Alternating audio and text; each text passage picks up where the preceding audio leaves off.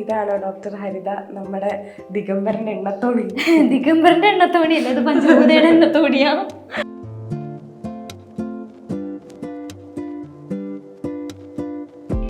നമുക്ക് ചൂട് കൊടുക്കേണ്ടത് പല അസുഖങ്ങൾക്ക് പല രീതിയിലുള്ള ചൂടാണ് കൊടുക്കേണ്ടത്. എല്ലാവർക്കും സ്റ്റീം ബാത്തിൽ കയറിയിരുന്നത് കൊണ്ട് സുഖം കിട്ടണം എന്നില്ല.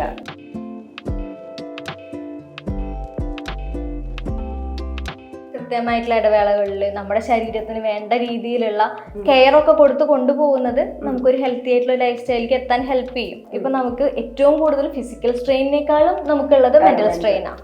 ഇതൊക്കെ ഒന്ന് ഇറക്കി വെക്കാൻ നമുക്ക് ഇങ്ങനത്തെ ധാര പോലുള്ള ട്രീറ്റ്മെന്റുകൾ ചെയ്യാൻ പറ്റും.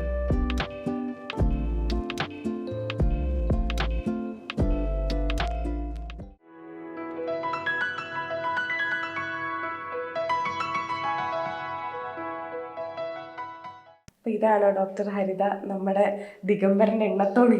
ദിഗംബരന്റെ എണ്ണത്തോണിയല്ല, അത് പഞ്ചഭൂതയുടെ എണ്ണത്തോണിയാ.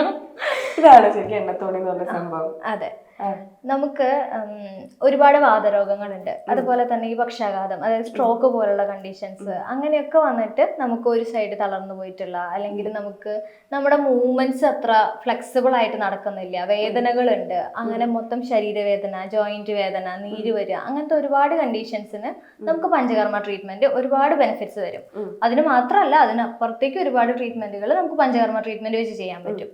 ഇപ്പൊ ഈ എണ്ണത്തോണിയിൽ നമ്മൾ പൊതുവെ കിഴികളും മസാജും ഓയിൽ മസാജ്, അഭ്യംഗം, കിഴി, ധാര, അങ്ങനെയുള്ള ട്രീറ്റ്മെന്റുകളൊക്കെയാണ് ചെയ്യുക.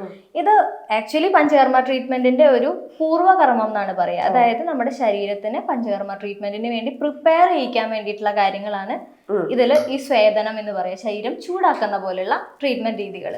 അതിനാണ് ഈ എണ്ണത്തോണി ഉപയോഗിക്കുന്നത്. അതുപോലെ തന്നെ നമുക്ക് സ്റ്റീം ബാത്ത് ഉണ്ട്. അതായത് സ്റ്റീം ബാത്തിൽ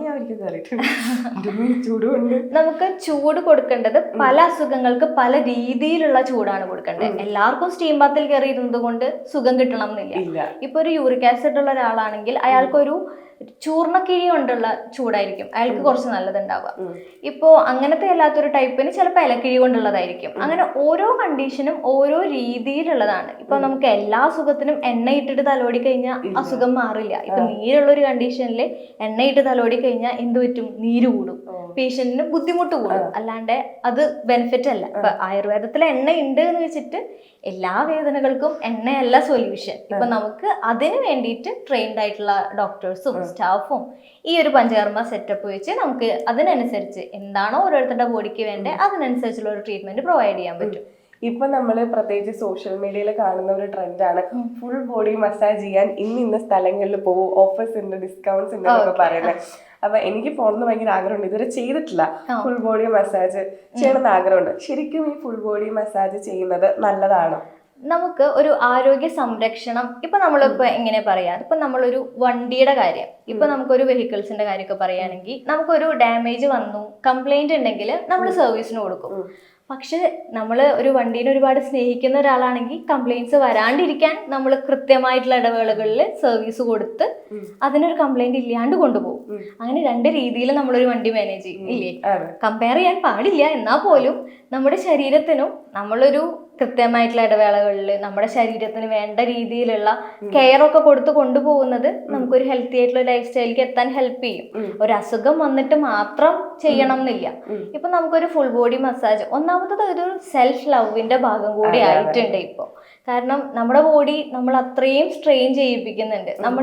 നമ്മുടെ ജോലിക്ക് വേണ്ടിയിട്ട് ഒരുപാട് സ്ട്രെയിൻ എടുക്കും, നമ്മുടെ എന്റർടൈൻമെന്റിന് വേണ്ടിയിട്ടാണെങ്കിലും നമ്മൾ സ്ട്രെയിൻ എടുത്തിട്ട് യാത്രകൾ പോകും, എല്ലാം ചെയ്യും. പക്ഷെ നമ്മൾ നമ്മുടെ ബോഡിക്ക് വേണ്ടിയിട്ട് ബോഡീനെ കൊണ്ട് സ്ട്രെയിൻ എടുപ്പിക്കും, പക്ഷെ ബോഡിക്ക് വേണ്ടി ഒന്നും തിരിച്ചു കൊടുക്കാറില്ല. അങ്ങനെ ഒരു സെൽഫ് ലവിന്റെ പാർട്ടും കൂടെയാണ് ഈ ഒരു ആരോഗ്യ സംരക്ഷണ ട്രീറ്റ്മെന്റ് എന്ന് പറയുന്നത്. നമുക്കൊരു 2.5 hours നമ്മളൊരു ഫുൾ റെസ്റ്റ് എടുത്ത് ഒരു ലൈറ്റ് ആയിട്ടുള്ള ഒരു മ്യൂസിക്കും ഒരു 2 സൈഡിൽ നിന്ന് ഒരു തെറാപ്പിസ്റ്റ് നിന്ന് സിങ്ക്രണൈസ് ചെയ്തിട്ടുള്ളൊരു, അതായത് ഒരുമിച്ച് ഒരേപോലെ 2 സൈഡിൽ നിന്ന് ഒരു മസാജ് ഒക്കെ വരുമ്പോഴത്തേക്കും ഒന്ന് നമുക്ക് റിലാക്സേഷൻ ആണ്. നമ്മുടെ മൊത്തം ബ്ലഡ് സർക്കുലേഷൻ നല്ല രീതിയിൽ ഇമ്പ്രൂവ് ആവും. നമ്മുടെ ബോഡിയുടെ ഒരു സ്ട്രെസ് സ്ട്രെയിൻ ഒക്കെ നന്നായിട്ട് കുറയും. നമുക്കൊരു ഹെക്റ്റിക് ആയിട്ട് പോയിക്കൊണ്ടിരിക്കുന്നതിന്റെ ഇടയ്ക്ക് ഒരു പോസ് കൊടുത്ത് ഒന്നും കൂടെ എനർജിയുള്ള നമ്മളെ തന്നെ തിരിച്ചു കൊണ്ടുവരാൻ പറ്റും. ഇപ്പൊ നമ്മുടെ മണിച്ചിത്രത്താഴിൽ പറഞ്ഞ പോലെ ഓജസ്സും തേജസ്സും ഉള്ള നിങ്ങളെ തന്നെയാണ് പഞ്ചഭൂത തിരിച്ചു തരാൻ ആഗ്രഹിക്കുന്നത്. അപ്പൊ അതിന് വേണ്ടിയിട്ടാണ് അങ്ങനത്തെ ട്രീറ്റ്മെന്റ്സ് ഹെൽപ്പ് ചെയ്യാൻ പറ്റുക. അതുപോലെ ഇപ്പൊ ഒരു മെന്റൽ സ്ട്രെയിൻ ഉണ്ടാവും. ഇപ്പൊ നമുക്ക് ഏറ്റവും കൂടുതൽ ഫിസിക്കൽ സ്ട്രെയിനേക്കാളും നമുക്കുള്ളത് മെന്റൽ സ്ട്രെയിനാണ്. നമുക്ക് നമ്മുടെ ജോലിയുടെ കാര്യങ്ങൾ ഉണ്ടായിരിക്കും, നമ്മുടെ ഫാമിലിയുടെ കാര്യങ്ങൾ ഉണ്ടായിരിക്കും, എന്തൊക്കെയൊക്കെയോ ആവശ്യമില്ലാത്ത കാര്യങ്ങൾ ഉണ്ടായിരിക്കും, സോഷ്യൽ മീഡിയയിലെ ചർച്ചകളുടെ സ്ട്രെയിൻ നമ്മുടെ തലയിൽ ഉണ്ടായിരിക്കും. ഇതൊക്കെ ഒന്ന് ഇറക്കി വെക്കാൻ നമുക്ക് ഇങ്ങനത്തെ ധാര പോലുള്ള ട്രീറ്റ്മെന്റുകൾ ചെയ്യാൻ പറ്റും. ധാര നമുക്ക് ഇങ്ങനെ ഹെഡ് ഇവിടെ വരും, അതുപോലെ തന്നെ ഹെഡിന്റെ ഈ ഒരു പൊസിഷനിൽ നമുക്ക് കൃത്യമായിട്ടുള്ള ഒരു മെഡിസിൻസ് കൃത്യം ഡ്യൂറേഷനിൽ ട്രെയിൻഡ് ആയിട്ടുള്ള ആളുകൾ ചെയ്യണം, അല്ലെങ്കിൽ പ്രശ്നമാണ് വരാം.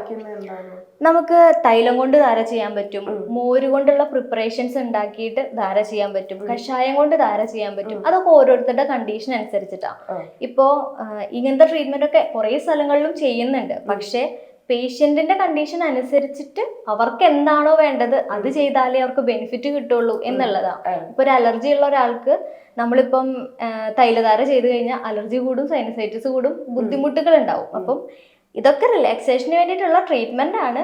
പക്ഷെ അത് ഏത് രീതിയിലാണ് ഒരാൾക്ക് പ്രൊവൈഡ് ചെയ്യേണ്ടതെന്നുള്ളത് നമ്മൾ ശ്രദ്ധിച്ചിട്ട് വേണം ചെയ്യാൻ. ഈ പഞ്ചഭൂത ഇവിടെ ഇപ്പോ എന്തൊക്കെയാണ് ഇത്തരത്തിലുള്ള ട്രീറ്റ്മെന്റ്സ് ഓഫർ ചെയ്യുന്നത്? നമ്മൾ റെജുവിനേഷൻ ട്രീറ്റ്മെന്റ്സ് പ്രൊവൈഡ് ചെയ്യുന്നുണ്ട്. ഇപ്പോൾ ഓരോരുത്തർക്കും എത്ര സമയം സ്പെൻഡ് ചെയ്യാൻ പറ്റും അതിനൊക്കെ അനുസരിച്ചിട്ട് നമ്മളൊരു 1.5 മണിക്കൂറിന്റെയും 2 മണിക്കൂറിന്റെയും 3 മണിക്കൂറിന്റെയും ഒക്കെ ആയിട്ട് ട്രീറ്റ്മെന്റ്സ് പ്രൊവൈഡ് ചെയ്യുന്നുണ്ട്. അതിൽ നമ്മൾ ചെയ്യുന്നത് ഫസ്റ്റ് ഒരാളെ കൺസൾട്ട് ചെയ്യും. അയാൾക്ക് എന്താണോ ആവശ്യമുള്ളത്, അയാൾക്ക് എന്ത് ബുദ്ധിമുട്ടിന് വേണ്ടിയിട്ടാണ് അയാൾ ഒരു ട്രീറ്റ്മെന്റ് എടുക്കാൻ ഉദ്ദേശിച്ചിരിക്കുന്നത്, അപ്പൊ അതിനനുസരിച്ച് നമ്മുടെ ട്രീറ്റ്മെന്റിൽ നമ്മൾ മോഡിഫിക്കേഷൻസ് വരുത്തും. അങ്ങനെയാണ് നമ്മളൊരു ട്രീറ്റ്മെന്റ് കൊടുക്കുന്നത്. പിന്നെ ഇവർ പോണതിന്റെ മുന്നേ ഇവരുടെ ആരോഗ്യം സംരക്ഷിക്കാൻ ഇവർക്ക് ഡയറ്റ്, ലൈഫ് സ്റ്റൈല് ഇതൊക്കെ ഒന്ന് ചേഞ്ച് ചെയ്യാനുള്ള ഒരു ചാർട്ടും കൂടെ നമ്മൾ പ്രൊവൈഡ് ചെയ്ത് കൊടുക്കും. അവർക്ക് എന്തെങ്കിലും ഒരു ഇഷ്യൂ ഉണ്ടെങ്കിൽ, അഡ്രസ് ചെയ്യേണ്ട ഒരു പ്രശ്നം ഉണ്ടെങ്കിൽ അതിന് വേണ്ടിയിട്ട്. അഫോർഡബിൾ ആണോ ഇത്?